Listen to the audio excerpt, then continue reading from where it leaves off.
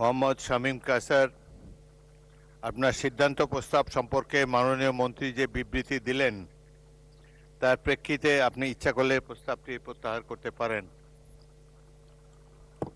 ধন্যবাদ মাননীয় স্পিকার।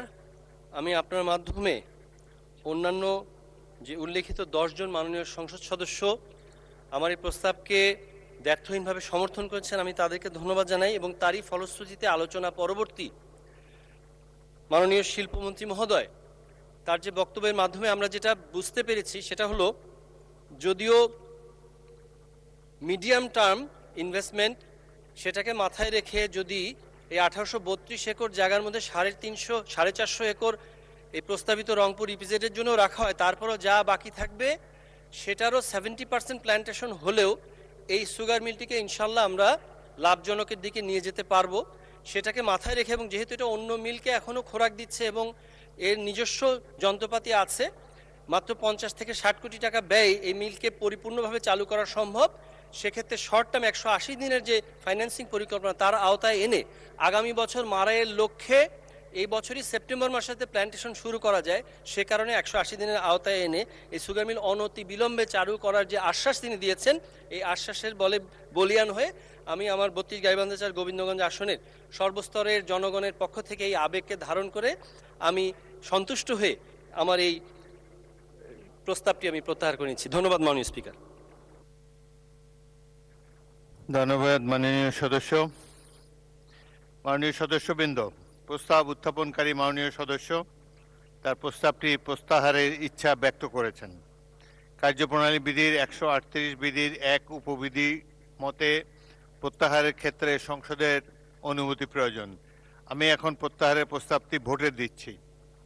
সংসদের সামনে প্রশ্ন হচ্ছে, মাননীয় সংসদ সদস্য মোহাম্মদ শামীম কায়সার গাইবান্ধা 4 কর্তৃক উত্থাপিত সিদ্ধান্ত প্রস্তাব নম্বর 1, সংসদের অভিমত এই যে রংপুর সুগার মিল লিমিটেড পুনরায় চালু করা হোক শীর্ষক প্রস্তাবটি প্রত্যাহার করা হোক।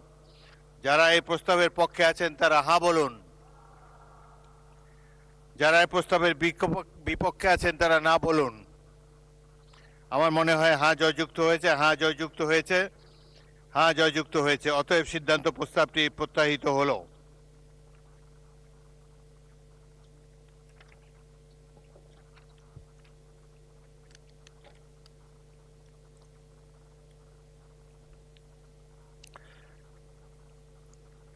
মাননীয় সদস্যবৃন্দ, আমি এখন মাননীয় সদস্য জনাব মোহাম্মদ আখতারুজ্জামান ময়মনসিংহ 10কে তার সিদ্ধান্ত প্রস্তাবের পক্ষে বক্তব্য রাখার জন্য আহ্বান জানাচ্ছি। সময় 5 মিনিট। মাননীয় স্পিকার, আপনাকে ধন্যবাদ। আজকে মহান সংসদে দাঁড়িয়ে আমি আমার এলাকা ময়মনসিংহ 10 গফরগাঁও উপজেলা পৌরসভা এবং পাগলা থানাবাসীকে ধন্যবাদ জানাচ্ছি। মাননীয় স্পিকার, আমি একটি গুরুত্বপূর্ণ বিষয়ে আজকে সিদ্ধান্ত প্রস্তাব আনয়ন করেছি। বাংলাদেশে আপনি জানেন মাননীয় স্পিকার, শিক্ষা ব্যবস্থা ভেঙে পড়েছে। আমি যে এলাকার প্রতিনিধি, সেই এলাকাটি শিক্ষা, সংস্কৃতি এবং ঐতিহ্যে অনেক সমৃদ্ধ ছিল, কিন্তু বিগত ফ্যাসিস্ট আমলে মাননীয় স্পিকার শিক্ষা ব্যবস্থা ভেঙে পড়েছে, সন্ত্রাস মাদকের অভয়ারণ্য পরিণত হয়েছিল। বিগত সরকারটি এই দেশে শিক্ষার পরিবর্তে সন্ত্রাসকে বেছে নিয়েছিল। মাননীয় স্পিকার, আমার এলাকায় 238টি প্রাথমিক বিদ্যালয়, 80টি মাধ্যমিক উচ্চ মাধ্যমিক বিদ্যালয় রয়েছে, 33টি মাদ্রাসা রয়েছে, 1.5 ডজনের মতো কলেজ, বিশ্ববিদ্যালয়, অনার্স কলেজ রয়েছে। কিন্তু মাননীয় স্পিকার, আমি যে অঞ্চলের প্রতিনিধিত্ব করি সেটি আমার যেরকম ময়মনসিংহের শেষ প্রান্ত, ঢাকার শেষ প্রান্ত, গাজীপুর জেলার পাশাপাশি কিশোরগঞ্জ জেলারও শেষ প্রান্ত, 3টি জেলার মধ্যখানে আমি অবস্থিত মাননীয় স্পিকার। সেই জন্য ভৌগোলিক কারণেও মাননীয় স্পিকার আমার অঞ্চলটি অত্যন্ত গুরুত্বপূর্ণ। এই অঞ্চলে যদি একটি বিশ্ববিদ্যালয়, বিজ্ঞানে বর্তমান সরকার মাননীয় প্রধানমন্ত্রী জনাব তারেক রহমান দেশ গড়ার যে মহাপরিকল্পনা নিয়েছেন, উনি সেই দেশ গড়ার মহাপরিকল্পনার অংশ হিসেবে আমাকে ওই এলাকার প্রতিনিধি হিসেবে ওনার টিমের সদস্য হিসেবে নির্বাচিত করেছেন। সেজন্য আমি মাননীয় প্রধানমন্ত্রীকে ধন্যবাদ জানাচ্ছি। আমার বিষয় যে গফরগাঁও অত্যন্ত শিল্প সাহিত্য শিক্ষায় অত্যন্ত সমৃদ্ধ এলাকা, এই এলাকাটি এখন পিছিয়ে পড়েছে।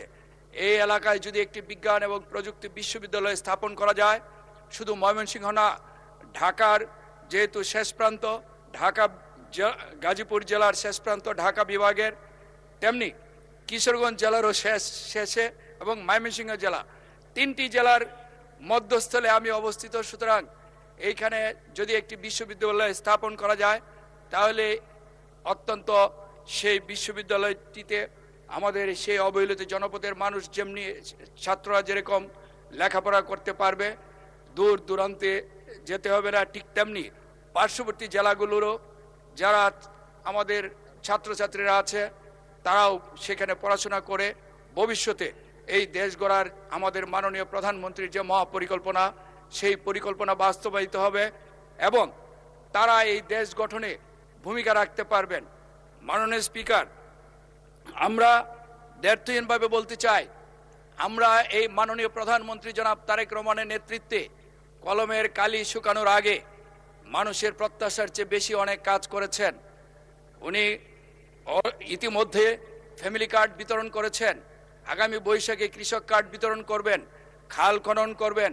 দেশ সংস্কার করতে হলে আমরা বিশ্ববিখ্যাত মনীষীর কথা শুনেছি যে আমাকে একজন শিক্ষিত মা দাও, তোমাকে আমি একটি শিক্ষিত জাতি দিব। আমরা যদি শিক্ষা ব্যবস্থাটাকে যদি ঢেলে সাজাতে না পারি, আমরা যদি উচ্চ শিক্ষায় আমাদের সন্তানেরা যদি শিক্ষিত না হতে পারে, তাহলে আমাদের এই দেশ গড়ার পরিকল্পনা বাস্তবায়ন হবে না। মাননীয় স্পিকার, আমি আমার এলাকায় যে বিজ্ঞান এবং প্রযুক্তি বিশ্ববিদ্যালয় হোক, পাবলিক বিশ্ববিদ্যালয় হোক, একটি বিশ্ববিদ্যালয় স্থাপন, এই আমাকে যিনি আবিষ্কার করেছিলেন আমাদের মাননীয় আপসীন দেশনেত্রী দেশমাতা বেগম খালেদা জিয়া, যিনি আজকে আমি এই সংসদে এসেছি, উনি 2013 সালে একদিন আমাকে গুলশান অফিসে বলেছিলেন তুমি ওখানে কাজ করো। মাননীয় স্পিকার, যে আজকে মহান নেত্রী আমাদের মধ্য থেকে হারিয়ে গেছেন, আজকে এখানে যিনি সংসদ নেতা হওয়ার কথা ছিল, আজকে উনি আমাদের মধ্যে নেই। আমি ওনার আত্মার মাগফিরাত কামনা করছি। পাশাপাশি আমাদের মাননীয় সাবেক প্রধানমন্ত্রী বেগম খালেদা জিয়ার নামে আমার এইখানে বিশ্ববিদ্যালয় স্থাপনের এই মহান সংসদে আপনার মাধ্যমে মাননীয় প্রধানমন্ত্রী সহ এই সংসদকে প্রস্তাব করছি। আরেকটি প্রস্তাবনা আছে, হয় মাননীয় প্রধানমন্ত্রী বেগম খালেদা, আমার এলাকাটি ভাষা শহীদ আব্দুল জব্বারের স্মৃতি বিজড়িত এলাকা, ব্রিটিশ বিরোধী আন্দোলনে ভূমিকা রাখা মাওলানা শামসুল হুদা পাঁচবাগী সাহেবের এলাকা, আমি এই এলাকাটিকে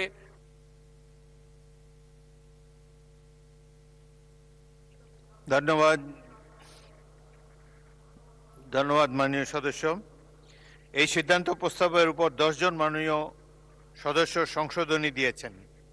আমি এখন তাদেরকে নিজ নিজ সংশোধনী উত্থাপন এবং সংশোধনীর উপরে সংক্ষিপ্ত বক্তব্য রাখার জন্য আহ্বান জানাচ্ছি। প্রথমেই জনাব এস.এম. জাহাঙ্গীর হোসেন, ঢাকা 18, আপনার সময় 1 মিনিট। মাননীয় স্পিকার, আপনাকে ধন্যবাদ।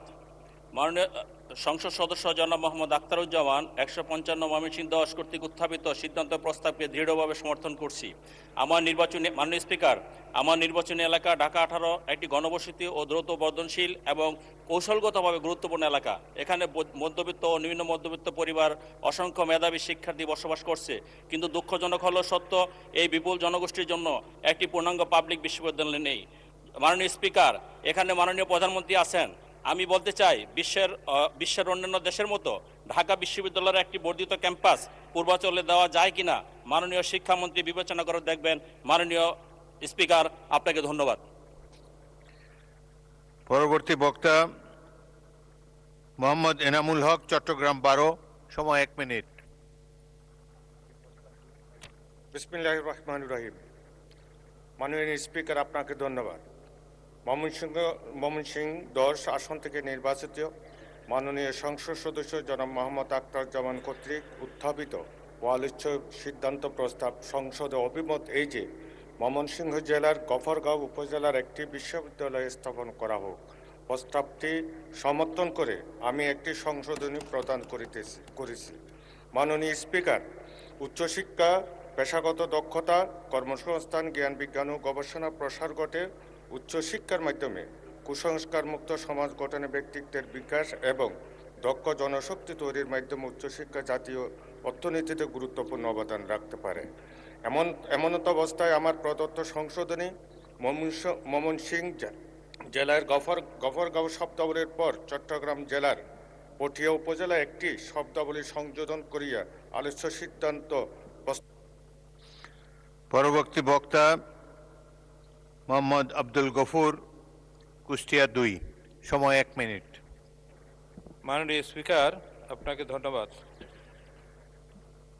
আমি ধন্যবাদ জানাই মাননীয় সংসদ সদস্য জনাব মোহাম্মদ আখতারুজ্জামান ময়মনসিংহ 10কে সিদ্ধান্ত প্রস্তাবটি উত্থাপন করার জন্য। মাননীয় স্পিকার, আমার মিরপুর কুষ্টিয়া 76 কুষ্টিয়া 2 মিরপুর ভেড়ামারা আসনের মিরপুর একটি পরীক্ষা খামার আছে, কৃষি পরীক্ষা খামার। এই খামারে যথেষ্ট পরিমাণ একটি কৃষি কলেজ প্রস্তুত করার জন্য, তৈরি করার জন্য জমি আছে, প্রায় 100 বিঘা জমি আছে। আমি প্রস্তাব করছি সেই কৃষি খামারে একটি কৃষি কলেজ স্থাপন করার জন্য মাননীয় সংশ্লিষ্ট কৃষি মন্ত্রীর দৃষ্টি আকর্ষণ করছি। ধন্যবাদ মাননীয় স্পিকার। পরবর্তী বক্তা জনাব সরওয়ার জামাল নিজাম, চট্টগ্রাম 13, সময় 1 মিনিট। মাননীয় স্পিকার, আপনাকে ধন্যবাদ। মাননীয় স্পিকার, আমার নির্বাচনী এলাকা আনোয়ারা কর্ণফুলী, চট্টগ্রাম শহরের দক্ষিণে অত্যন্ত শিল্পোন্নত এলাকা এবং এই এলাকায় অনেক লোকের বসবাস এবং বিগত দিনে দেশনেত্রী বেগম খালেদা জিয়ার সময় আমরা একটা হাসপাতাল তৈরি করেছিলাম 30 শয্যা বিশিষ্ট। পরবর্তীকালে সেটাকে আমরা আমাদের ডক্টর মোশাররফ হোসেন সাহেব যখন স্বাস্থ্যমন্ত্রী ছিল তখন উনি 50 শয্যায় উন্নীত করে দিয়েছিলেন। এখন এত বেশি জনসংখ্যার মধ্যে এটা সংকুলন হয় না, এটাকে আমি 100 শয্যা বিশিষ্ট হাসপাতাল করার জন্য প্রস্তাব উত্থাপন করছি। সাথে সাথে আমার আরেকটা উপজেলা আছে কর্ণফুলী। আপনারা জানেন যেহেতু কর্ণফুলীর অববাহিকে অবস্থিত, এটাতে অনেক শিল্প কারখানা, অনেক লোকের সমাগম, কিন্তু ওখানে কোনো হাসপাতাল নাই। কর্ণফুলী এলাকায় একটা অত্যন্ত একটা আধুনিক হাসপাতাল। জনাব মোহাম্মদ আবুল খায়ের ভূঁইয়া, লক্ষ্মীপুর 2, সময় 1 মিনিট। ধন্যবাদ মাননীয় স্পিকার। আমি ময়মনসিংহ জেলার গফরগাঁও উপজেলা বিশ্ববিদ্যালয় স্থাপনের প্রস্তাব আমি সমর্থন করছি আখতারুজ্জামানের ময়মনসিংহ 10-এর। সাথে সাথে আমি আপনাকে অনুরোধ করছি যে আমার নির্বাচনী এলাকা লক্ষ্মীপুর 2, রায়পুর এবং লক্ষ্মীপুর নিয়ে আংশিক 9টি ইউনিয়ন নিয়ে গঠিত। আমি রায়পুরে একটি কৃষি বিশ্ববিদ্যালয় স্থাপনের জন্য অনুরোধ করছি। মাননীয় স্পিকার, আপনি জানেন লক্ষ্মীপুর জেলা হচ্ছে প্রায় 25 লক্ষ লোক। এই 25 লক্ষ লোকের অংশের বিশাল একটা অংশ আমার নির্বাচনী এলাকায় লক্ষ্মীপুরের 9টি ইউনিয়ন এবং রায়পুরের 10টি ইউনিয়ন একটা পৌরসভা নিয়ে গঠিত। এটা মেঘনা নদীর অববাহিকে বিশাল একটা অংশ এবং আমাদের এই অঞ্চলের সন্তানেরা ভবিষ্যৎ যারা প্রজন্ম হবে তাদের লেখাপড়ার সুবিধার্থে যেহেতু আমরা এগ্রিকালচারের উপর আমরা ডিপেন্ড বেশি করি, এখানে একটা কৃষি বিশ্ববিদ্যালয় স্থাপন করলে আমি মনে করি ভবিষ্যৎ বাংলাদেশ আমরা যেটা আমাদের নেতা তারেক রহমান আজকে মাননীয় প্রধানমন্ত্রী যিনি দায়িত্বে আছেন, আমরা এটা বাস্তবায়নের ক্ষেত্রে আমাদের সুবিধা হবে। আমাদের বিশাল জনগোষ্ঠীও সেখানে কর্মসংস্থানের ব্যবস্থা। জনাব GM নজরুল ইসলাম, সাতক্ষীরা 4, অনুপস্থিত। জনাব মোহাম্মদ আব্দুল আলিম, বাগেরহাট 4। মাননীয় স্পিকার, আপনাকে ধন্যবাদ। আমি জনাব মোহাম্মদ আখতারুজ্জামান ময়মনসিংহ 10 কর্তৃক উত্থাপিত সিদ্ধান্ত প্রস্তাবটিকে অকুণ্ঠ সমর্থন করছি। পাশাপাশি এই প্রস্তাবের সাথে একটা সংশোধনী এনে আমি গফরগাঁও এবং বাগেরহাট জেলায় একটি বিশ্ববিদ্যালয় স্থাপন করা হোক এই প্রস্তাব উত্থাপন করছি। মাননীয় স্পিকার, আপনাকে ধন্যবাদ।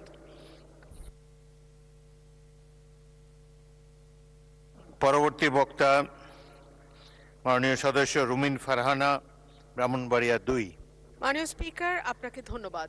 মাননীয় স্পিকার, মেঘনা আর তিতাসের পাশের ব্রাহ্মণবাড়িয়া, ওস্তাদ আলাউদ্দিন খাঁ এবং ঈশা খাঁর দেশ ব্রাহ্মণবাড়িয়া, পুতুল নাচ আর ছানামুখীর দেশ ব্রাহ্মণবাড়িয়া, বাংলাদেশের শিল্প সংস্কৃতির রাজধানীর নাম ব্রাহ্মণবাড়িয়া।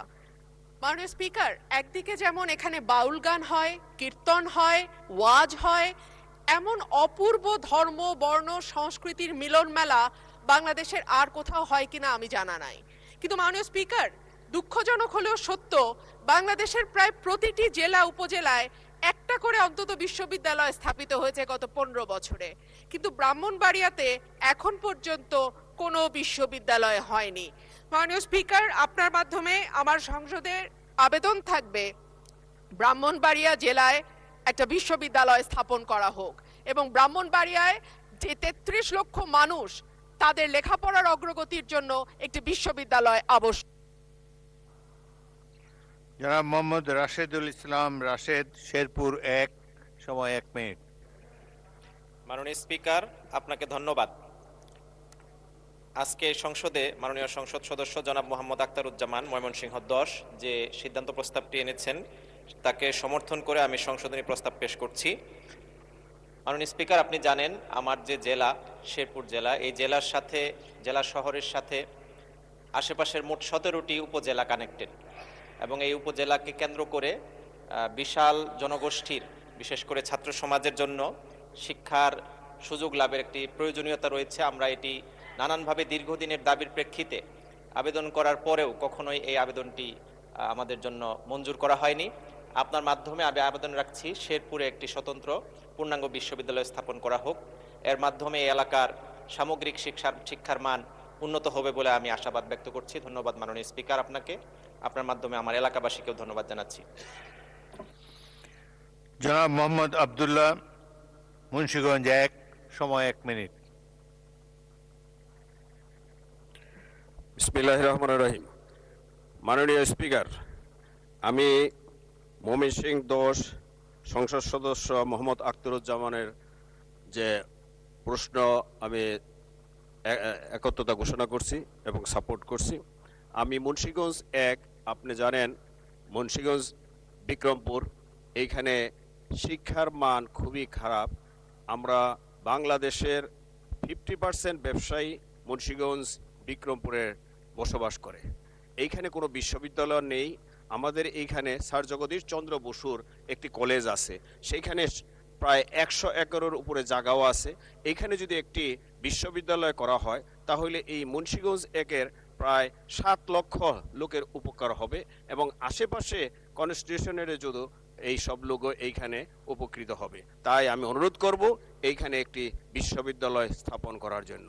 আপনাকে ধন্যবাদ মাননীয় স্পিকার। আসসালামু আলাইকুম।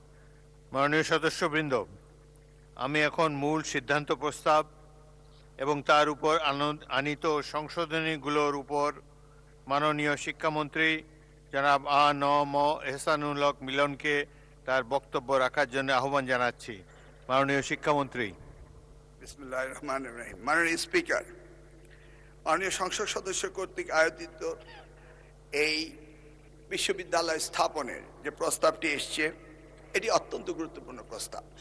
সেই সাথে আমি দেখেছি আরও 9 জন মাননীয় সংসদ সদস্য এর সমর্থনে, কেউ কৃষি বিশ্ববিদ্যালয়, কেউ কৃষি কলেজ এবং কেউ বা পূর্ণাঙ্গ বিশ্ববিদ্যালয়ের জন্য আবেদন করেছেন।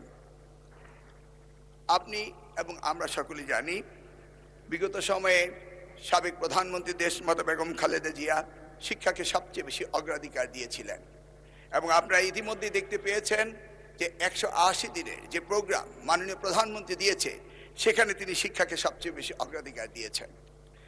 আমার দৃঢ় বিশ্বাস যেভাবে মাননীয় প্রধানমন্ত্রী এদেশে মানব সম্পদ উন্নয়নের জন্য কাজ করেছেন, হিউম্যান ক্যাপিটাল ডেভেলপমেন্টের জন্য যে চেষ্টা তিনি চালিয়ে যাচ্ছেন, এটাও আমরা জানি উন্নত বিশ্বে প্রায় 30টি দেশ তাদের জনসংখ্যা ক্রমান্বয়ে কমে যাচ্ছে।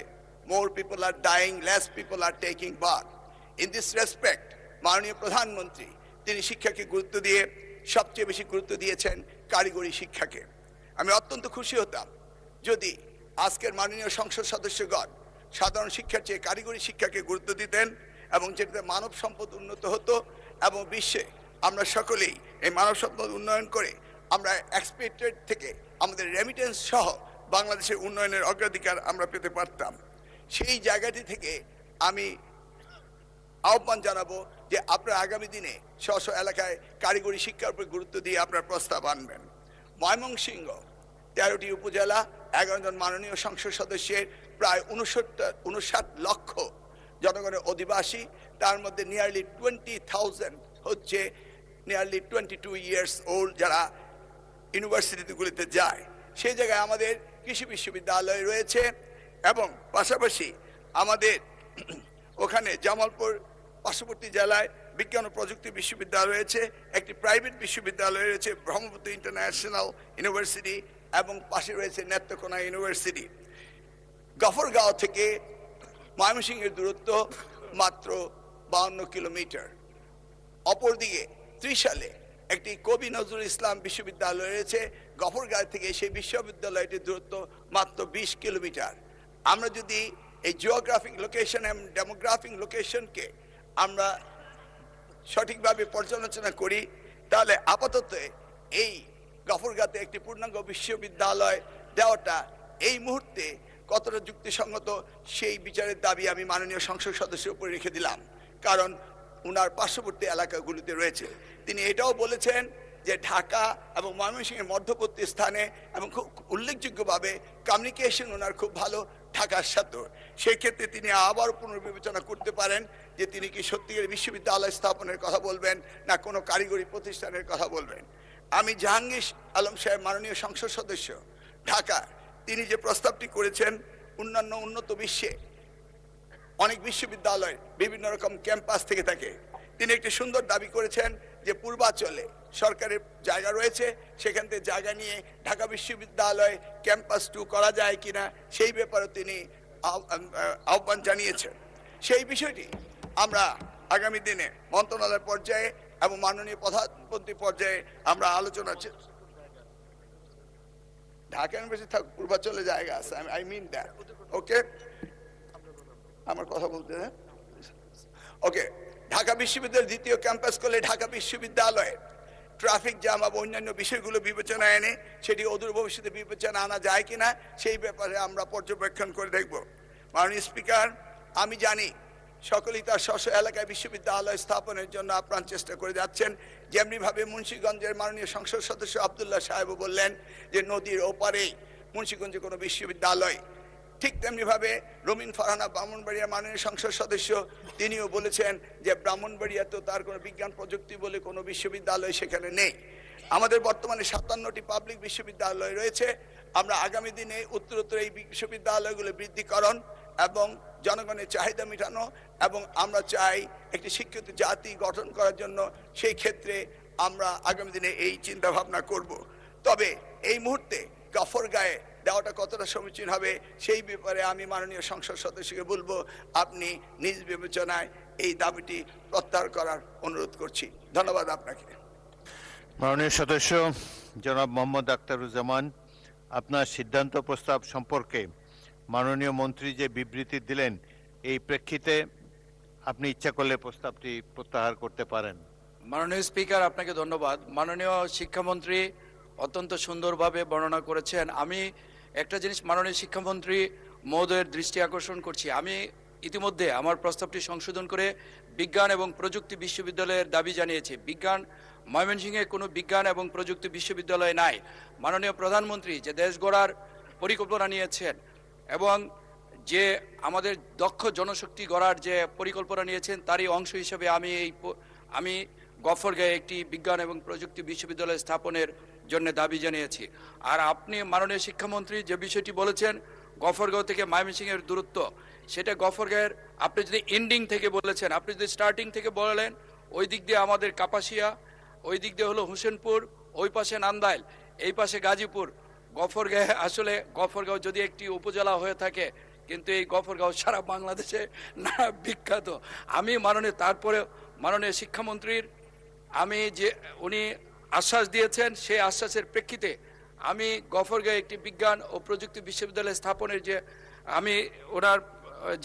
আমি ওনার ব্যাখ্যা এবং আশ্বাসে আমি আশ্বস্ত হয়ে এবং মাননীয় প্রধানমন্ত্রী এবং মাননীয় শিক্ষামন্ত্রীর উপর এই দায়িত্ব আমি এই মহান যে সংসদে ওনাদেরকে অনুরোধ জানিয়ে আমার সিদ্ধান্ত প্রস্তাবটি আমি প্রত্যাহার করে নিয়েছি। আপনার মাননীয় স্পিকার, আপনাকে ধন্যবাদ। ধন্যবাদ মাননীয় সদস্য। মাননীয় সদস্যবৃন্দ, প্রস্তাব উত্থাপনকারী মাননীয় সদস্য তার প্রস্তাবটি প্রত্যাহারের ইচ্ছা ব্যক্ত করেছেন। কার্যপ্রণালী বিধির 138 বিধির 1 উপবিধি মতে প্রত্যাহারের ক্ষেত্রে সংসদের অনুমতি প্রয়োজন। আমি এখন প্রস্তাবটি ভোটে দিচ্ছি। সংসদের সামনে প্রশ্ন হলো, মাননীয় সংসদ সদস্য মোহাম্মদ আখতারুজ্জামান কর্তৃক উত্থাপিত সিদ্ধান্ত প্রস্তাব নম্বর 2। সংসদের অভিমত এই যে ময়মনসিংহ জেলার গফরগাঁও উপজেলায় একটি বিশ্ববিদ্যালয় স্থাপন করা হোক, শীর্ষক প্রস্তাবটি প্রত্যাহার করা হোক। যারা এই প্রস্তাবের পক্ষে আছেন তারা হ্যাঁ বলুন, যারা এই প্রস্তাবের বিপক্ষে আছেন তারা না বলুন। আমার মনে হয় হ্যাঁ জয়যুক্ত হয়েছে, হ্যাঁ জয়যুক্ত হয়েছে, হ্যাঁ জয়যুক্ত হয়েছে। অতএব সিদ্ধান্ত প্রস্তাবটি প্রত্যাহিত হলো।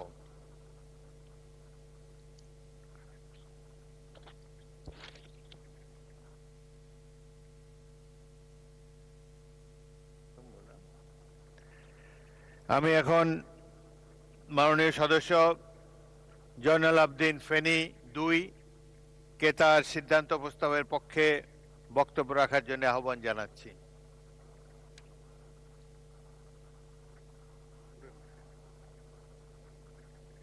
মাননীয় স্পিকার, দেশের জনসংখ্যা অনুপাতে হারে সরকারি মেডিকেল কলেজ, আপনার সময় 5 মিনিট। হ্যাঁ, এই প্রতিষ্ঠান গঠন করা অত্যন্ত জরুরি। ফেনী অত্যন্ত ইম্পর্টেন্ট জায়গা, মানে ঢাকার বাংলাদেশের দক্ষিণ পূর্বাঞ্চলে সবচেয়ে গুরুত্বপূর্ণ এলাকা। এই সমস্ত এলাকায় মানুষ খুব কষ্টের মধ্যে আছে। তার আশপাশের জেলাগুলিতে এই ধরনের কোনো প্রতিষ্ঠান নাই। যেই কারণে ফেনী শহরে যদি এই ধরনের একটা মেডিকেল কলেজ প্রতিষ্ঠা করা যায়, তাহলে একদিকে যেমন আমাদের শিক্ষার্থীরা অত্যন্ত কাছে থেকে লেখাপড়া করে ভালো চিকিৎসক হইতে পারবে, এবং তাছাড়া আপনার গোটা দেশের সেবা করার সুযোগ পাবে। সুতরাং আমি সরকারের কাছে আহ্বান করতেছি, যেহেতু আমাদের ম্যাডাম মরহুম খালেদা জিয়া মৃত্যুর পূর্বে 6 সালেই ওয়াদা করেছিলেন মেডিকেল কলেজ ফেনীতে করবেন, কিন্তু সরকার মানে ভেঙে যাবার পর যখন আমরা গভর্নমেন্ট থেকে সরে পড়ি, এরপরে সরকার সায়না সরকার আর এটাতে আমরা হাত দিতে দেয় নাই। এর পরবর্তীতে আমরা বর্তমানে ক্ষমতা আসার পরে এই মুহূর্তে মানুষের দাবি, একমাত্র দাবি, এবং এই দাবির পরিপ্রেক্ষিতে আমাদের বর্তমান প্রধানমন্ত্রী মাননীয় তারেক রহমান সাহেব যে নির্বাচনী প্রচারণায় গিয়েছেন ফেনী বাণী কলেজের সামনে মাঠে, সেখানে তিনি বলেছেন যে আমাদের সাবেক প্রধানমন্ত্রী ওনার মা যে সমস্ত ওয়াদা করেছেন এগুলা উনি সম্মানের সহিত চেষ্টা করবেন প্রতিষ্ঠা করার জন্য। কাজে আমি আমার আর বক্তব্য দীর্ঘায়িত করব না। একদিকে ফেনীর মানুষ, আমাদের গোটা দল, ম্যাডাম খালেদা জিয়া এবং আমাদের বর্তমান প্রধানমন্ত্রী সবাই যেহেতু ঐক্যমত, আমি আমার বক্তব্যতা না বাড়িয়ে অবিলম্বে অন্তপক্ষে এই দেশের দক্ষিণ পূর্বাঞ্চলে এই যে মেডিকেল কলেজ প্রতিষ্ঠা করি, অন্তপক্ষে আমরা 2 জন প্রধানমন্ত্রী সহ আমাদের সমস্ত মানুষদেরকে সম্মানে ভূষিত করা হোক। মাননীয় স্পিকার, মানুষ আপনাকে ধন্যবাদ। মানুষ আপনাদেরকে দোয়া করবেন এবং এই প্রতিষ্ঠার সাথে সাথেই দেখবেন যে একটা গণজোয়ার এসে যাবে। এই জন্য আমি আমার বক্তব্য এখানেই শেষ করছি আপনার অনুরোধে। আমি আমার বক্তব্য বাড়াবো না। আশা করি এইটা প্রতিষ্ঠা আমরা দেখতে পাব। এটার মানে নিশ্চিত প্রতিষ্ঠার ব্যবস্থা করবেন সহসাই, এটাই হলো আমাদের প্রত্যাশা, ফেনীর মানুষের জনগণের প্রত্যাশা। খুদা হাফেজ। ধন্যবাদ মাননীয় সদস্য। মাননীয় সদস্যবৃন্দ, এই সিদ্ধান্ত প্রস্তাবের উপর 10 জন মাননীয় সদস্য সংশোধনী দিয়েছেন। আমি এখন তাদেরকে নিজ নিজ সংশোধনী উত্থাপন এবং সংশোধনীর উপর সংক্ষিপ্ত বক্তব্য রাখার জন্য আহ্বান জানাচ্ছি। প্রথমে SM জাহাঙ্গীর হোসেন, ঢাকা 18। মাননীয় স্পিকার, আপনাকে ধন্যবাদ। মাননীয় স্পিকার, সময় 1 মিনিট। সংসদ সদস্য জনাব জয়নাল আবদিন 266 ফেনী 2 কর্তৃক উত্থাপিত সিদ্ধান্ত প্রস্তাবকে দৃঢ়ভাবে সমর্থন করছি। আমার নির্বাচনী এলাকা ঢাকা 18 অন্তর্গত দক্ষিণাঞ্চল সহ আশেপাশে এলাকায় বিপুল জনসংখ্যক বসবাস করছে, কিন্তু দুঃখজনকভাবে এই এলাকায় একটি পূর্ণাঙ্গ হাসপাতালের অভাব রয়েছে। স্থানীয় জনগণের জরুরি চিকিৎসা সেবা পেতে হলে অনেক দূরে হাসপাতালে যেতে হয়, যা সময় ও ব্যয় সাপেক্ষ, অনেক ক্ষেত্রে জীবন ঝুঁকির কারণ হয়ে দাঁড়ায়। বিশেষ করে জরুরি রোগী মা ও শিশুদের জন্য এই পরিস্থিতি অত্যন্ত উদ্বেগজনক। মাননীয় স্পিকার, ঢাকা 18 সনের দক্ষিণখান এলাকায় স্থানীয় জনগণের জরুরি চিকিৎসা সেবা ও নিশ্চিত করার লক্ষ্যে একটি আধুনিক মেডিকেল কলেজ ও সংযুক্ত হাসপাতাল প্রতিষ্ঠার প্রয়োজনীয় কার্যক্রম গ্রহণ করা হোক। আপনাকে ধন্যবাদ মাননীয় স্পিকার। জনাব মোহাম্মদ এনামুল হক, চট্টগ্রাম 12। যারা যারা বক্তব্য রাখবেন সবাই সময় 1 মিনিট। বিসমিল্লাহির রহমানির রহিম। মাননীয় স্পিকার, আপনাকে ধন্যবাদ। ফেনী 2 আসন থেকে নির্বাচিত মাননীয় সংসদ সদস্য জয়নাল আবেদিন কর্তৃক উত্থাপিত আলোচ্য সিদ্ধান্ত প্রস্তাব ফেনী জেলা সদরে একটি মেডিকেল কলেজ প্রতিষ্ঠা করা হোক, প্রস্তাবটি সমর্থন করে আমি একটি সংশোধনী প্রদান করেছি। মাননীয় স্পিকার, প্রতিটি মানুষ মানসম্মত স্বাস্থ্য সেবা নিশ্চিত করা গণতান্ত্রিক রাষ্ট্রে সরকারের আইনগত দায়বদ্ধতা রয়েছে।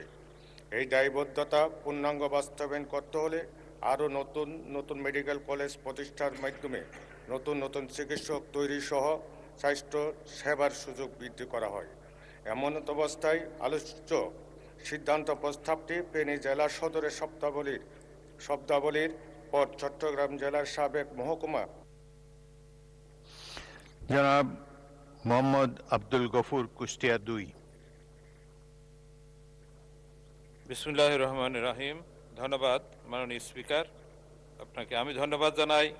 মাননীয় সংসদ সদস্য জনাব জয়নাল আবেদিন 266 ফেনী 2-কে সিদ্ধান্ত প্রস্তাবটি উত্থাপন করার জন্য। সম্মানিত সদস্য যে প্রস্তাব রেখেছেন মাননীয় স্পিকার, আমি তার সাথে পূর্ণাঙ্গভাবে একমত পোষণ করে আমি আমার সংশোধনী প্রস্তাবটি যেটা করেছি সেটা আমার 76 কুষ্টিয়া 2 মিরপুর ভেড়ামারা 2টা উপজেলা স্বাস্থ্য কমপ্লেক্স আছে, সেখানে পর্যাপ্ত পরিমাণ জনবল কাঠামো যেটা থাকার দরকার সেটা নেই, এবং সেখানে হাসপাতালের অবস্থা এতই করুণ যে সেখানে ন্যূনতম যে পরিচ্ছন্ন কর্মী থাকার কথা সেটাও নেই। সেই জন্য আমি জনবল কাঠামো যা আছে আপাতত বিদ্যমান তার পরিপূর্ণ বাস্তবায়ন চাই, এবং সেই সাথে আমার মূল প্রস্তাব যে সংসদ। জনাব সরওয়ার জামাল নিজাম, চট্টগ্রাম 13। রহিম। মাননীয় স্পিকার, আপনাকে ধন্যবাদ।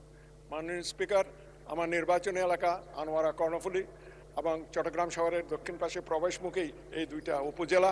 এই উপজেলা শিল্পে অত্যন্ত সমৃদ্ধশালী এবং শিল্প এলাকা বলে এখানে অনেক লোকের বসবাস আছে, কিন্তু কর্ণফুলী থানায় একটা কোনো হসপিটাল বা কোনো একটা চিকিৎসা কেন্দ্র নাই।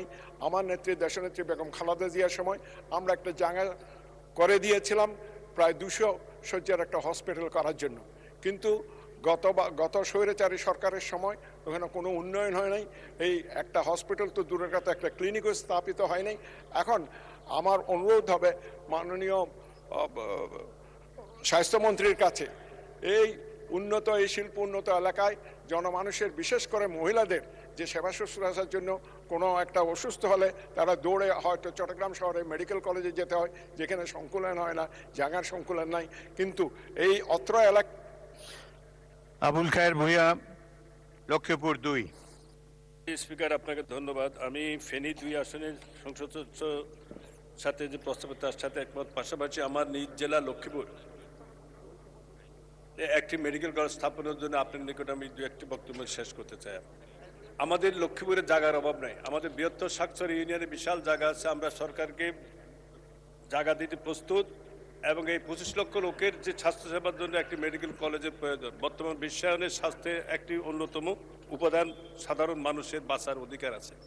আমার এই অঞ্চলের জনগণ এই ধরনের কোনো যে হাসপাতাল আছে এই হাসপাতালের মাধ্যমে চিকিৎসা হয় না। গোটা লক্ষ্মীপুর জেলা আমরা 4টি আসন 91 সাল থেকে আমরা বিএনপি এই আসনগুলো আমরা বিএনপির পক্ষে জনগণ রায় দিয়েছে। কিন্তু এখানে কোনো হাসপাতাল নাই, মেডিকেল কলেজ নাই, ট্রেন লাইন নাই, কোনো বিশ্ববিদ্যালয় নাই।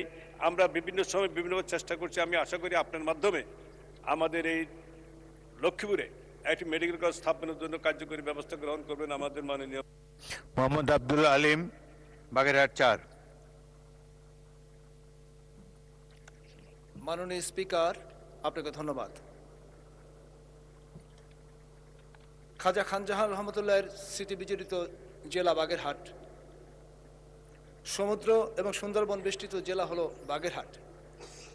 এই বাগেরহাটের অধিকাংশ মানুষ পিছিয়ে পড়া। এই পিছিয়ে পড়া মানুষগুলোকে সুবিধাবঞ্চিত মানুষের স্বাস্থ্য এবং শিক্ষার বিবেচনায় বাগেরহাট জেলায় একটি মেডিকেল কলেজ অত্যন্ত জরুরি। আমি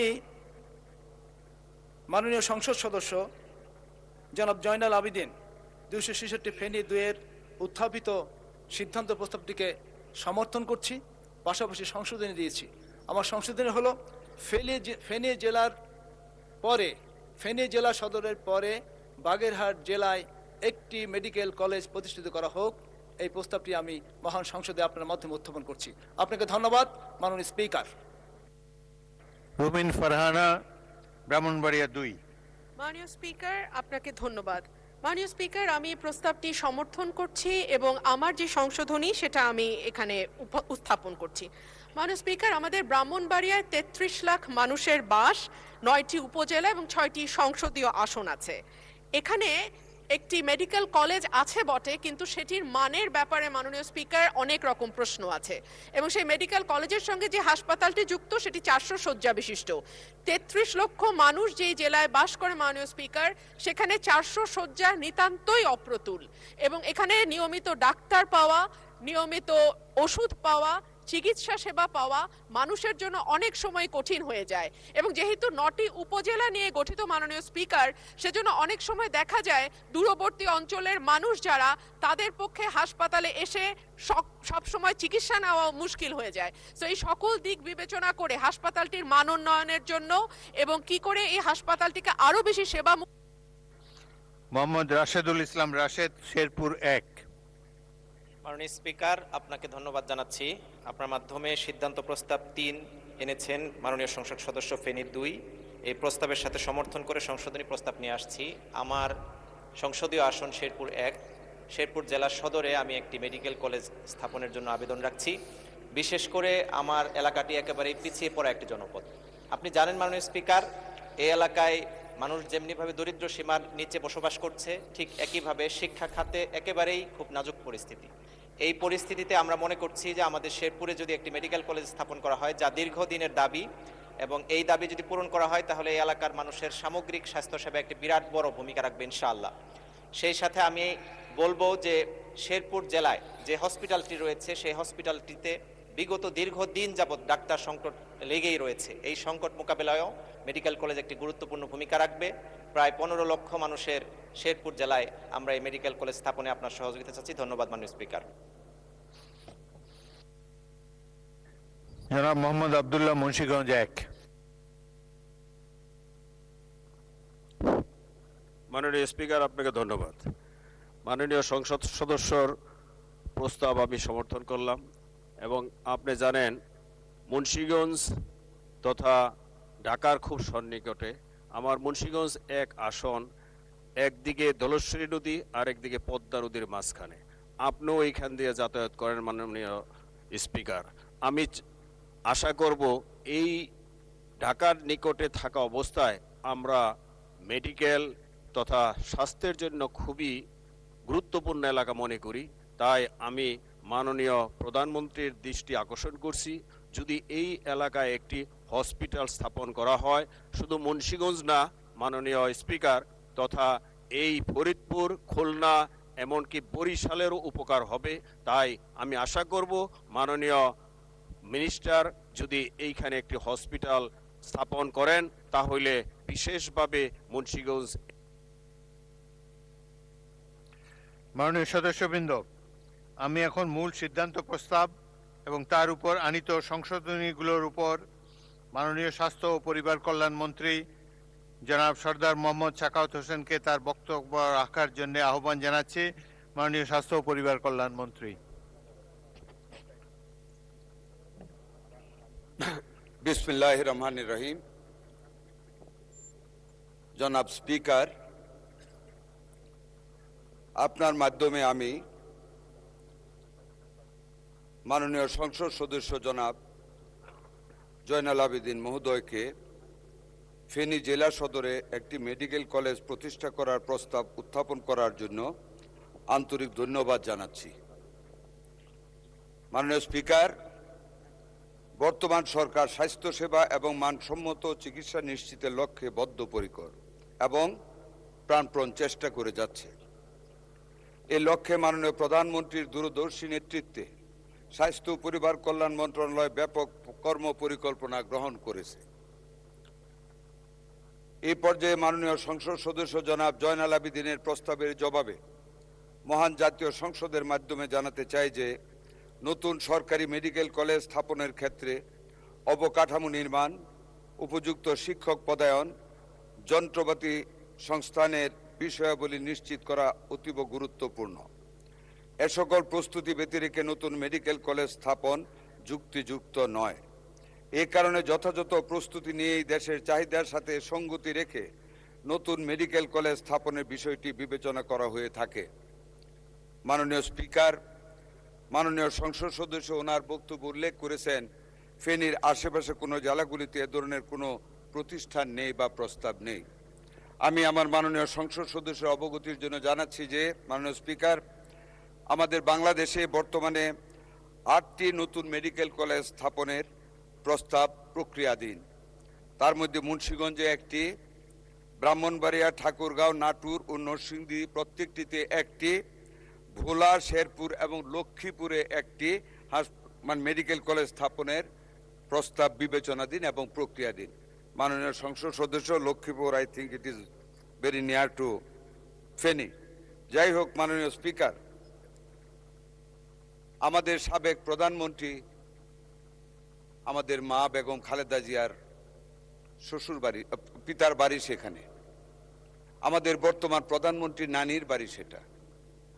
সাবেক মাননীয় প্রধানমন্ত্রী যদি প্রতিশ্রুতি দিয়ে যেয়ে থাকেন ভবিষ্যতে আমরা যখন সমস্ত কিছু যোগানের মাধ্যমে যখন আরো নতুন মেডিকেল কলেজ আমরা স্থাপন করতে যাব, এবং মাননীয় স্পিকার, শুধু মেডিকেল কলেজ স্থাপন করলে হয় না, এর সাথে প্রচুর রোগীর সংকুলান দিতে হয়। মানে একটি হসপিটালের দরকার হয় হাতে নাতে ছাত্রদেরকে গুণগত উচ্চ মানের শিক্ষা দেওয়ার জন্য। কাজে এটা অনেক ব্যয় সাপেক্ষ ব্যাপার। 8টি হসপিটাল যেগুলি প্রস্তাবাধীন এবং প্রক্রিয়াধীন, 8টি মেডিকেল কলেজের কার্য সমাপ্তির মধ্যপথে অথবা শেষে আমরা নতুনভাবে আমাদের সরকার, মাননীয় প্রধানমন্ত্রী যখন সিদ্ধান্ত নেবেন, অবশ্যই মাননীয় প্রধানমন্ত্রীর নানির বাড়ি এবং সাবেক প্রধানমন্ত্রীর পিতার বাড়ি এবং বর্তমান সংসদ সদস্যের অত্যন্ত আবেগঘন যে প্রস্তাব আমরা বিবেচনা করব।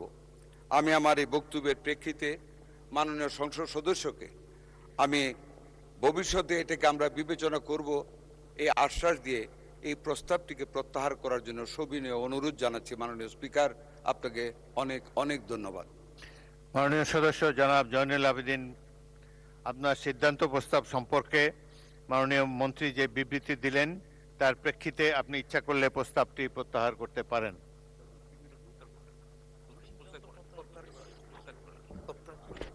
মাননীয় স্পিকার, আমি আমাদের প্রধানমন্ত্রী, সাবেক প্রধানমন্ত্রী এবং বীর মুক্তিযোদ্ধা, স্বাধীনতার ঘোষক, যার সাথে আমি নিজে মুক্তিযুদ্ধ করেছি,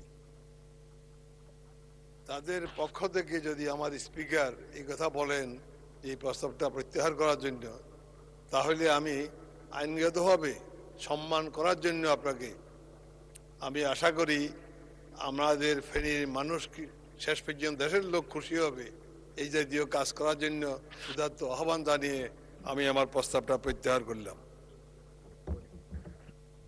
ধন্যবাদ। মাননীয় সদস্যবৃন্দ, প্রস্তাব উত্থাপনকারী মাননীয় সদস্য তার প্রস্তাবটি প্রত্যাহারের ইচ্ছা ব্যক্ত করেছেন। কার্যপ্রণালী বিধির 138 বিধির 1 উপবিধি মতে প্রত্যাহারের ক্ষেত্রে সংসদের অনুমতি প্রয়োজন।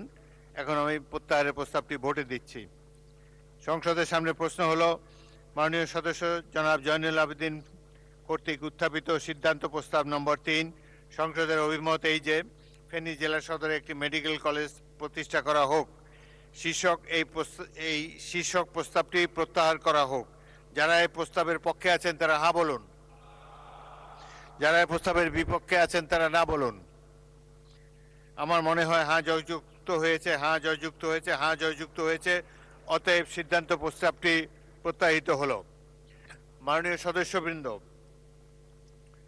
প্রস্তাব নম্বর 4 এবং প্রস্তাব নম্বর আজ 5টি প্রস্তাব পাওয়া গিয়েছিল, তার মধ্যে 3টি বিবেচিত হয়েছে।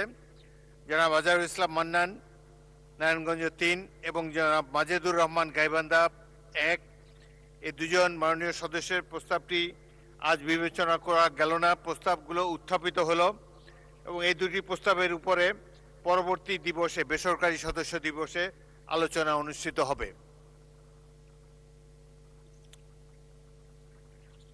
মাননীয় সদস্যবৃন্দ, দিনের কর্মসূচি অনুযায়ী এখন বিশেষ কমিটির রিপোর্ট উপস্থাপন। আমি বিশেষ কমিটির মাননীয় সভাপতি জনাব জয়নুল আবেদিন বরিশাল 3 কে কার্যপ্রণালী বিধির 211 বিধি 1 উপবিধি অনুযায়ী ত্রয়োদশ জাতীয় সংসদের বিশেষ কমিটির রিপোর্ট সংসদে উপস্থাপনের জন্য আহ্বান জানাচ্ছি। ঠিক আছে,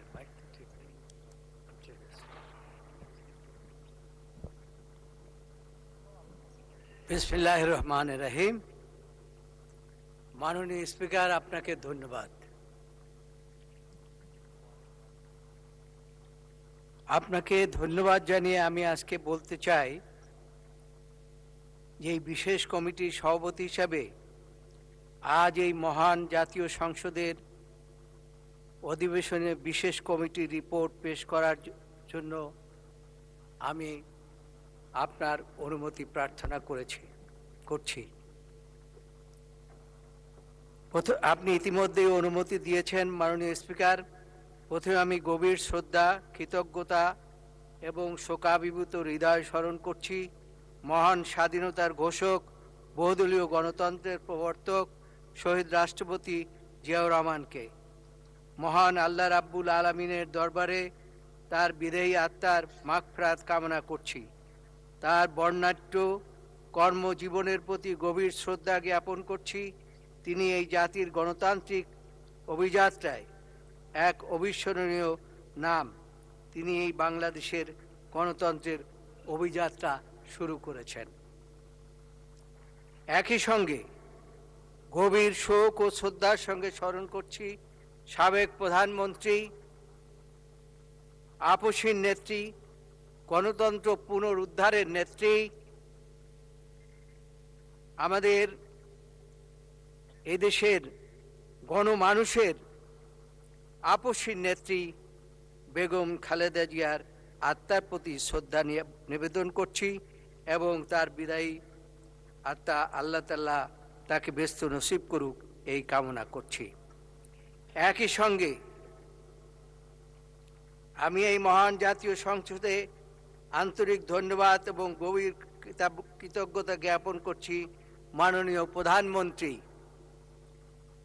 সংসদ নেতা, আমাদের দলের সম্মানিত চেয়ারম্যান জনাব তারেক রহমানের প্রতি, যাহার দূরদর্শী নেতৃত্ব, গণতন্ত্রের প্রতি অঙ্গীকার, রাষ্ট্রীয় সংস্কার চিন্তা এবং জনগণের প্রতি দায়বদ্ধতা আমাদের সংসদীয় কার্যক্রমকে নতুন গতি এবং নতুন উচ্চতায় উন্নীত করেছে। বিশেষভাবে তার প্রতি কৃতজ্ঞতা জ্ঞাপন করছি আমাকে বরিশাল 3 মুলাদি বাবুগঞ্জ আসন থেকে দলীয় মনোনয়ন প্রদান করার জন্য। তার আস্থা, বিশ্বাস এবং রাজনৈতিক প্রজ্ঞার ফলেই আজ আমি জনগণের প্রত্যক্ষ ভোটে নির্বাচিত প্রতিনিধি হিসাবে এই মহান জাতীয় সংসদে দাঁড়িয়ে বক্তব্য রাখার এবং জাতির গুরুত্বপূর্ণ বিষয়ে মতামত প্রদানের গৌরবময় সুযোগ লাভ করছি। আমি আরও ধন্যবাদ জানাচ্ছি আমার নির্বাচনী এলাকার বরিশাল 3 মুলাদি বাবুগঞ্জের জনগণের প্রতি, যাদের মূল্যবান ভোটে নির্বাচিত হয়ে আমি এই মহান সংসদে কথা বলার সুযোগ পেয়েছি। মাননীয় স্পিকার, আপনি অবগত আছেন যে 2009 সালে জানুয়ারি মাস থেকে ফ্যাসিস্ট আওয়ামী লীগ সরকার লাগামহীন দলীয়করণ, দুর্নীতি, পরিবারতন্ত্র প্রতিষ্ঠা, অন্যায়ভাবে শক্তি প্রয়োগ করে স্বাধীনতা বিরোধী দলকে দমন, গুম, খুন, বিচার বহিত হত্যাকাণ্ড সংগঠন করেছেন। দেশের অর্থ বিদেশে পাচার করেছেন, ব্যাংক উজাড় করে দিয়েছেন। দীর্ঘ 16 বছর ফ্যাসিবাদ বিচারাধীনতার ফলে পুঞ্জীভূত ক্ষোভ থেকে দেশের জনগণ 2024 সালে জুলাই মাসে বৈষম্য বিরোধী ছাত্র আন্দোলনের নেতৃত্বে দল, মত, ধর্ম, বর্ণ, নারী, পুরুষ নির্বিশেষে এক দুর্বার আন্দোলন গড়ে তোলে এবং সেই দুর্বার আন্দোলনের ফলে দেশে সৃষ্টি হয় এক মহান বিপ্লব এবং পালিয়ে যান ফ্যাসিস্ট সরকার প্রধান শেখ হাসিনা, যিনি বলেছিলেন বারবার যে শেখ হাসিনা পালায় না, কিন্তু শেষ পর্যন্ত জনতার আন্দোলনের ফলে তিনি পালাতে মাননীয় সদস্য, আপনার রিপোর্টে যা আছে রিপোর্টটি পড়ুন। আমি রিপোর্টই পড়ছি। মাননীয় স্পিকার, ত্রয়োদশ জাতীয় সংসদের প্রথম অধিবেশন বিগত 12ই মার্চ 2026 তারিখের বৈঠক গণপ্রজাতন্ত্রী বাংলাদেশের জাতীয় সংসদের কার্যপ্রণালী বিধি 266 বিধি অনুযায়ী মাননীয় সংসদ নেতার পক্ষে জনাব মোহাম্মদ নুরুল ইসলাম চিফ হুইপের প্রস্তাবক্রমে আমাকে সভাপতি করে 13 সদস্যের সমন্বয়ে একটি বিশেষ কমিটি গঠন করা হয়। গত 15ই মার্চ 2026 তারিখে সংসদের বৈঠকে মাননীয় আইন, বিচার, সংসদ বিষয়ক মন্ত্রীর প্রস্তাবক্রমে 12ই মার্চ 2026 তারিখে সংসদে উত্থাপিত 133টি, আবার বলি 133টি অধ্যাদেশ যাচাই বাছাই পূর্বক রিপোর্ট পেশ করার নিমিত্তে সংসদ কর্তৃক এই কমিটিতে প্রেরণ করা হয়। মাননীয় সদস্য, সদস্যদের নাম পড়ার প্রয়োজন নেই, আপনি 5-এ আবার আসেন। আমি 5 নম্বর থেকে শুরু আমি করুন। নাম পড়ছি না, নাম পঠিত বলে গণ্য হলো। মাননীয় স্পিকার, ত্রয়োদশ জাতীয় সংসদের বিশেষ কমিটির সভাপতি হিসাবে আমি গণপ্রজাতন্ত্রী বাংলাদেশের জাতীয় সংসদের কার্যপ্রণালী বিধি 211 বিধি 1 উপবিধি অনুযায়ী কমিটির রিপোর্ট এই মহান সংসদে উপস্থাপন করছি। মাননীয় স্পিকার, কমিটি বিগত 24/3/2026, 25/3/2026, 29/3/2026 তারিখে বৈঠকে মিলিত হয়ে অধ্যাদেশগুলো প্রণয়নের ভিত্তি হিসাবে অধ্যাদেশগুলোর বিষয়বস্তু পুঙ্খানুপুঙ্খরূপে যাচাই বাছাই করেন। মাননীয় স্পিকার, অধ্যাদেশগুলো যাচাই বাছাইকালে কমিটির মাননীয় সদস্য মির্জা আব্বাস উদ্দিন আহমেদ 181 ঢাকা 8 অসুস্থতার কারণে উপস্থিত থাকতে পারেননি। তাছাড়া কমিটির আমন্ত্রণে মাননীয় সংসদ সদস্য জনাব মোহাম্মদ নজিবুর রহমান পাবনা 1 বৈঠকে উপস্থিত হয়ে কমিটি তার মূল্যবান পরামর্শ প্রদান করেন। মাননীয় স্পিকার, অধ্যাদেশগুলো আলোচনার শুরুর প্রারম্ভে কমিটি সকল বীর শহীদদের প্রতি শ্রদ্ধা জ্ঞাপন করেন। শ্রদ্ধা জ্ঞাপন করে 1952 সালে ঐতিহাসিক ভাষা আন্দোলনে, 1971 সালে মহান মুক্তিযুদ্ধ, গত 55 বছরের সকল গণতান্ত্রিক আন্দোলনে অংশগ্রহণকারী বীর শহীদদের প্রতি বিশেষ করে শ্রদ্ধা জ্ঞাপন করে বিগত 16 বছরের ফ্যাসিবাদ বিরোধী আন্দোলন সংগ্রামে যারা শহীদ হয়েছেন এবং গুম খুনের শিকার হয়েছেন তাদের প্রতি, এবং সর্বশেষ 2024 সালের জুলাই আগস্টের অভূতপূর্ব ছাত্র জনতার গণ অভ্যুত্থানে ফ্যাসিবাদী শাসনের জগদ্দল পাথর জাতির বুক থেকে সরাতে গিয়ে যে সকল লড়াকু কিশোর কিশোরী, যুবক যুবতী, আবাল বৃদ্ধ বনিতা তাদের বুকের তাজা রক্ত ছড়িয়েছেন, এই সকল শহীদদের আহতদের গভীর শ্রদ্ধাভরে স্মরণ করেন। কমিটি গভীর দুঃখ ভারাক্রান্তের সঙ্গে হৃদয়ের স্মরণ করেন যে গণতন্ত্র প্রতিষ্ঠা, দুর্নীতিমুক্ত সমৃদ্ধশালী বাংলাদেশ গড়ার ক্ষেত্রে আপসী নেত্রী, তিনবারের সফল প্রধানমন্ত্রী দেশনেত্রী মরহুম বেগম খালেদা জিয়াকে তার বিদায়ী আত্মার মাগফিরাত কামনা করেন। মাননীয় স্পিকার, কমিটিতে প্রেরিত অধ্যাদেশগুলোর আলোচনাকালে অধ্যাদেশগুলো কি প্রয়োজনে প্রণয়ন এবং জারি করা হয়েছে তা জানার জন্য কমিটি অধ্যাদেশগুলোর সাথে সংশ্লিষ্ট মন্ত্রণালয়ের সচিবদেরকে আমন্ত্রণ জানায়। আমন্ত্রিত সচিবগণ কমিটির বৈঠকে উপস্থিত হয়ে তার মূল্যবান মতামত প্রদান করেন এবং কমিটির বিভিন্ন প্রশ্নের জবাব প্রদান করে কমিটিকে সর্বতোভাবে সহায়তা করেন। মাননীয় স্পিকার, কমিটির মাননীয় সদস্যগণ গণপ্রজাতন্ত্রী বাংলাদেশের সংবিধানের অনুচ্ছেদের 93 সহ সংশ্লিষ্ট অন্যান্য অনুচ্ছেদ এবং কমিটিতে আমন্ত্রিত অতিথিবৃন্দের মতামত জনগুরুত্বের সাথে নিয়েছেন এবং সরকারের ধারাবাহিকতায় বিষয়গুলো সম্যক বিবেচনায় এনে সংসদে উত্থাপিত এবং কমিটিতে প্রেরিত 133টি অধ্যাদেশের মধ্যে 98টি অধ্যাদেশ উত্থাপিত আকারে এখানে সংলগ্ন ক 15টি অধ্যাদেশ সংশোধিত আকারে সংলগ্ন খ এবং সংশ্লিষ্ট মন্ত্রণালয়ের মাধ্যমে সংসদে বিল উত্থাপনের জন্য সুপারিশ করে। বাকি 20টির মধ্যে 16টি অধ্যাদেশ সংসদে এখনই বিল আকারে উত্থাপন না করে পরবর্তীতে যাচাই বাছাই করে অধিকতর শক্তিশালী করে নতুন বিল উত্থাপনের সুপারিশ করা হয়েছে। সেগুলো সংশ্লিষ্ট গ এবং 4টি অধ্যাদেশ রোহিতকরণ ও হেফাজতের জন্য এখনই সংসদে বিল আনয়নের সুপারিশ করা হয়েছে সংলগ্ন গ। মাননীয় স্পিকার, আর মাত্র দুটি প্যারা আছে। বিশেষ কমিটিতে বিরোধী দলের মাননীয় সংসদ সদস্য জনাব মুজিবুর রহমান,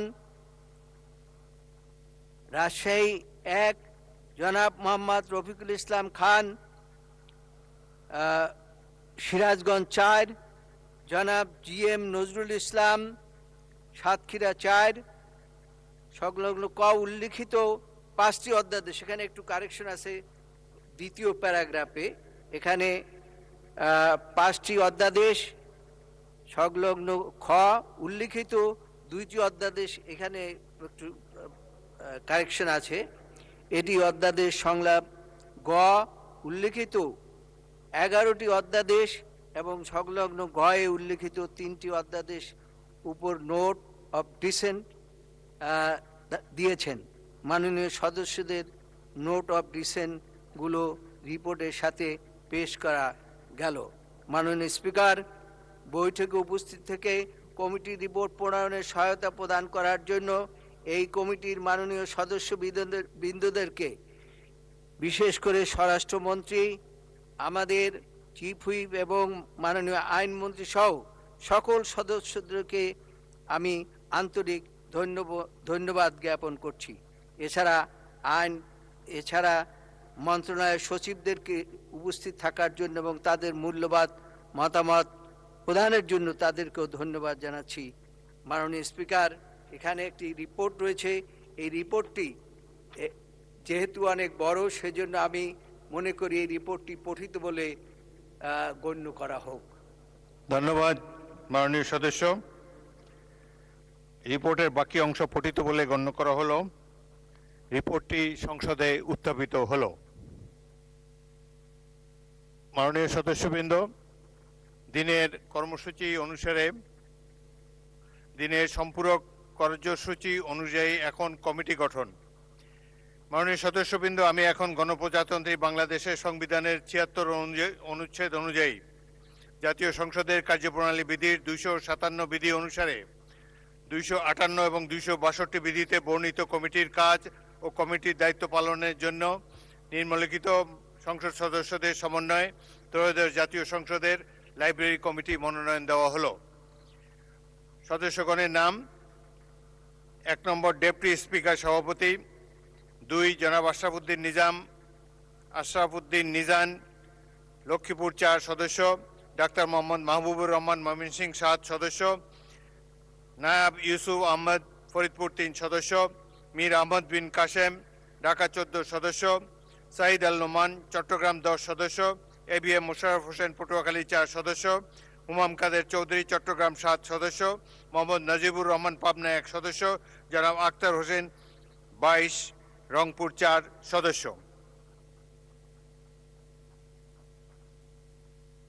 Yes, মাননীয় চিফ হুইপ। মাননীয় স্পিকার, সংসদে 133টি অধ্যাদেশের উপরে আজকে রিপোর্ট পেশ করেছেন আমাদের মাননীয় সদস্য এবং কমিটির সভাপতি জনাব জয়নালউদ্দিন সাহেব। এই যেহেতু আমাদের একটা কম্পালশন আছে, আমাদের একটা নির্দিষ্ট সময়ের মধ্যেই বিলগুলো মানে এই অধ্যাদেশগুলো বিল আকারে নিয়ে এবং পাশ করাতে হবে, সেজন্য আমি আপনার কাছ থেকে সিদ্ধান্ত প্রত্যাশা করছি যে আগামী রোববারেই যেসব বিল আনা সম্ভব মাননীয় সংশ্লিষ্ট মন্ত্রীবর্গ সেসব বিল সংসদে আনয়ন করবেন। এটা আপনি যদি বলেন তাহলে সংশ্লিষ্ট মন্ত্রণালয়ের মাননীয় মন্ত্রীবৃন্দ এই বিল আনয়ন করবেন, কারণ আমাদের 9 তারিখের মধ্যে বিলগুলো পাশ করাতে হবে। জি, মানে আগামী রোববারে যাতে সংশ্লিষ্ট মন্ত্রীবর্গ তাদের বিল আনয়ন করেন সে ব্যাপারে আপনি একটা সিদ্ধান্ত দেবেন। মাননীয় মন্ত্রীবর্গ, এই বিল বিবেচনার জন্য আগামী রবিবার থেকে আমাদের কার্যক্রম শুরু হবে। আপনারা প্রস্তুতি নেন, আমরা চেষ্টা করব যত দ্রুত সম্ভব বিলগুলোকে সংসদে বিবেচনা করে পাশ করার জন্য। মাননীয় স্পিকার, আরেকটি বিষয় বলি যে আজকের এই বিলের সাথে আমাদের অনেক কাগজ জমা দেওয়ার দরকার ছিল, সব মূল বিলগুলো। তো মূল বিলগুলো অনেক পরিমাণ এবং তাতে আমরা হিসেব করে দেখেছি প্রায় সরকারের 12 লক্ষ টাকা খরচ হয়। তো সেই জন্য আমরা অনুরোধ করেছি যে সংশ্লিষ্ট ধারা, যে ধারাটাকে অ্যামেন্ড করা হয়েছে, কেবল সেই ধারাগুলোকে দিয়ে এই বিলটা সংসদে পেশ করার জন্য। তো পরবর্তীতে যেসব মন্ত্রণালয় বিল আনবে যদি প্রয়োজন মনে করে তাহলে এই সরকারের সাশ্রয় করার জন্য মাননীয় প্রধানমন্ত্রীর নির্দেশে আমরা চেষ্টা করছি যে সংশ্লিষ্ট বিলগুলোর সাথে যদি প্রয়োজন হয়, পার্টিনেন্ট হয়, তবে সেই জন্য মূল বিলগুলো সংসদে দেয়, নতুবা সংশ্লিষ্ট প্যারা অথবা সংশ্লিষ্ট অংশগুলো যেন সংসদে দেয় সে ব্যাপারে আপনি একটা সিদ্ধান্ত দেবেন দয়া করে। মাননীয় চিফ হুইপ, আগে বিল উপস্থাপন করুন, তারপর তো এই ব্যাপারে আমরা বিবেচনা করব। মাননীয় আইনমন্ত্রী কিছু বলতে চান? আমি একটু সাপ্লিমেন্ট করতে চাচ্ছি মাননীয় স্পিকার, মাননীয় চিফ হুইপকে। অ্যাকচুয়ালি রবিবারে সংশ্লিষ্ট সকল মন্ত্রণালয় তাদের যতগুলো আইন আছে তাদের মন্ত্রণালয়ের অধীন সবাই একটা নোটিশ দেবেন। সোমবার থেকে বিলগুলো তারা সবগুলো বিল এখানে উপস্থাপিত হবে। সুতরাং রবিবারে যাতে সংশ্লিষ্ট সকল মন্ত্রী বিলগুলোর জন্য নোটিশ প্রদান করেন সেই বিষয়টা সবার দৃষ্টিতে আনার জন্য আপনার অনুমতি প্রার্থনা করেছি। দ্বিতীয়ত হলো, একটা নিয়ম আছে, যখন আমরা বিলগুলো আনছি তার সাথে ওই বিল যে আইনটা সংশোধন হচ্ছে ওই আইনের সংশ্লিষ্ট কপি সংযুক্ত করতে হয়।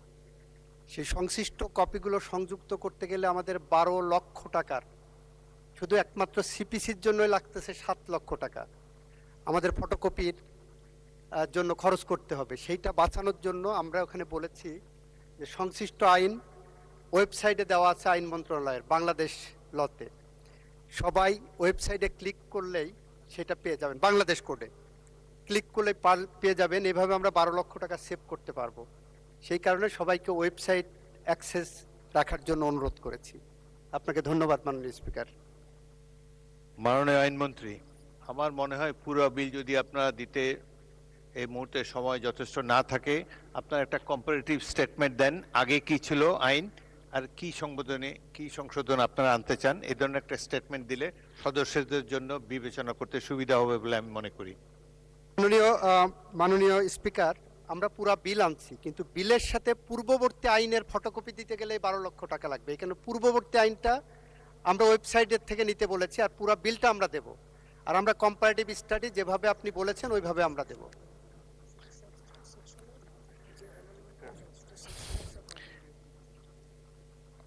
মাননীয় স্বরাষ্ট্রমন্ত্রী।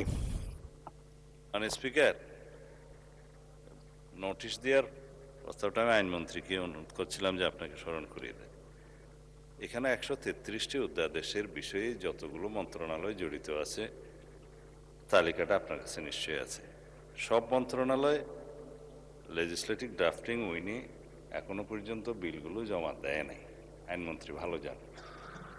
এখন আইনটার সাথে অর্ডার অফ দি ডে এর সাথে নোটিশটাও দিতে হবে যে কে কোন দিন এটা উত্থাপন করতে হবে। মিনিমাম 7 ডেজের কথা বলা আছে, আপনার এখতিয়ার আছে, আপনি কন্ডোন করে দিতে পারেন, 3 দিনও দিতে পারেন, 1 দিনও দিতে পারেন। কিন্তু আমার মনে হয় না যে রবিবারে সব মন্ত্রণালয়গুলো নোটিশ সহ বিল উত্থাপন করতে পারবে। তো যে যখনই নোটিশটা দিবে আপনি একটু দয়া করে সময়ের বিবেচনা, যেহেতু আমাদের 9 তারিখের ভিতরে ফয়সলা করতে হবে, সেই জন্য নোটিশ প্রাপ্তির পরে আপনি সময়টা আপনার বিবেচনায় 1 দিন অথবা 2 দিন এভাবে বিবেচনা করলে তখন ভালো হবে। তাহলে রবিবারটা রেস্ট্রিক্টেড রইল না, কারণ টাইম কন্ডোন করার এখতিয়ার আপনার নোটিশ প্রাপ্তির পরে। ধন্যবাদ মাননীয় স্পিকার। মাননীয় স্বরাষ্ট্রমন্ত্রী, টাইম নিশ্চয়ই আমি কন্ডোন করে দিতে পারবো, কিন্তু এটা তো আপনাদের ইন্টারনাল ব্যাপার। মন্ত্রিসভা চিফ হুইপ এবং হুইপবৃন্দ মন্ত্রীরা আপনারা একসাথে বসে যাতে বিলগুলো 9 তারিখের আগে উপস্থাপিত হয় সেটার জন্য আপনারা প্রয়োজনীয় উদ্যোগ নেবেন। বিল আপনারা সরবরাহ না করলে তো জাতীয় সংসদ এটার উপরে কার্যক্রম শুরু করতে পারবে না। মাননীয় সদস্য, এখন এটা নিরসন করে নেই।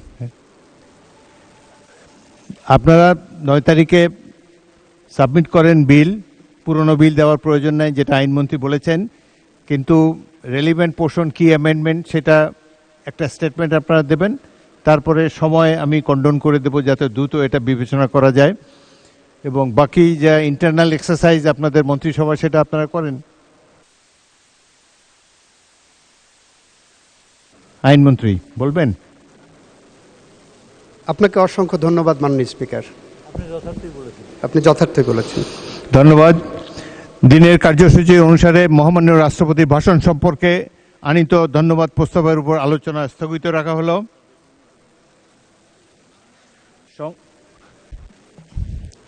মাননীয় বিরোধী দলের নেতা।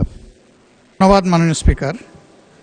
এখানে শুধু প্রস্তাবনাটা এসেছে, কিন্তু অরিজিনাল বিল কি ছিল সেটা এই মুহূর্তে আমাদের সামনে নাই। যদি অরিজিনাল বিলটা না থাকে তাহলে চেঞ্জটা কি আসলো সেই কম্প্যারিজন তো আমরা করতে পারবো না। বলা হয়েছে যে ওয়েবসাইট ওপেন থাকবে ডাউনলোড করে এটা নেওয়ার জন্য, ওখানেও তো খরচ হবে, জারি খরচ হবে। সুতরাং এই যুক্তিতে না গিয়ে আমাদের জন্য সহজ করে দেওয়া হোক, অরিজিনাল বিলটা থাকুক, আর কি গৃহীত হলো সেটা তো আর আছে, এখানে আমরা মিলিয়ে নেব। তা না হলে আমাদের জন্য জটিলতা তৈরি হবে বলে আমার মনে হয়। আপনাকে ধন্যবাদ। যেই ধারায় সংশোধনী আনা হয়েছে তার সাথে মূল আইন না দিলেও মূল আইনের সংশ্লিষ্ট ধারার সাথে কি পরিবর্তন সেটা আপনাদেরকে ক্লিয়ারলি একটা স্টেটমেন্টের মধ্যে দেওয়া হবে, উপস্থাপিত হোক। তারপর যদি আপনাদের বুঝতে অসুবিধা হয়, আমরা সবাই আইনমন্ত্রী আছে, আরও অনেক বিজ্ঞ মন্ত্রীবর্গ সদস্যবর্গ আছে, আমরা will settle it in this house of the people. ধন্যবাদ। আমি মহামান্য রাষ্ট্রপতির ভাষণ সম্পর্কে আনিত ধন্যবাদ প্রস্তাবের উপর আলোচনা স্থগিত রাখা হলো। মাননীয় সদস্যবৃন্দ, সংসদের বৈঠক আগামী 5ই এপ্রিল 2026, 22শে চৈত্র 1432 রোজ রবিবার বিকাল 3টা